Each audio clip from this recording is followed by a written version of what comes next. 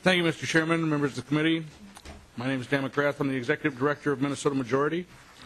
Our organization has been researching the integrity of Minnesota's election system for the last 3 years, and what we found has been pretty alarming to us, including voting by thousands of ineligible voters, provision of unverifiable voter registration information by tens of thousands of Election Day registrants.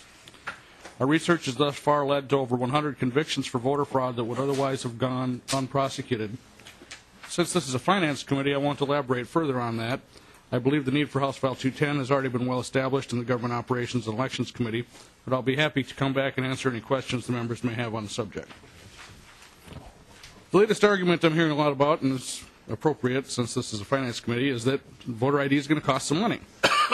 Well, pretty much everything government does costs some money. The most recent fiscal note that's been debated here today puts the price around $10 million through 2015.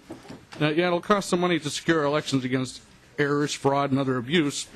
But in the grand scheme of things, a couple $1 million a year to secure an election system that has to be trusted by the 5 million residents of Minnesota is a small price to pay for confidence in the outcome in our elections.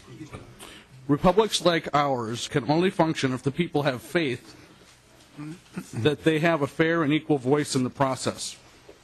That's pretty important. The continued functioning of our republic relies entirely on public confidence in the system. Since every poll shows that 80% of Minnesotans think we need to require voter ID, it's apparent that that confidence is lacking. What's it worth to maintain our republic? We're spending $1 billion to build 10 miles of light rail that will require an ever-growing subsidy to keep operating that only benefits a tiny group of riders. Voter ID will benefit every voter in Minnesota and ensure continued faith in our system of government for $10 million. That's a bargain.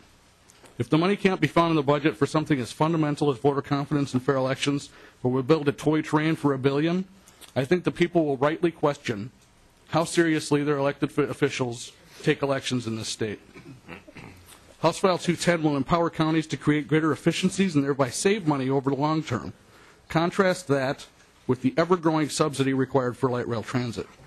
The word priorities comes to mind. With that thought, I'll conclude my remarks, but I'll be happy to come back with questions.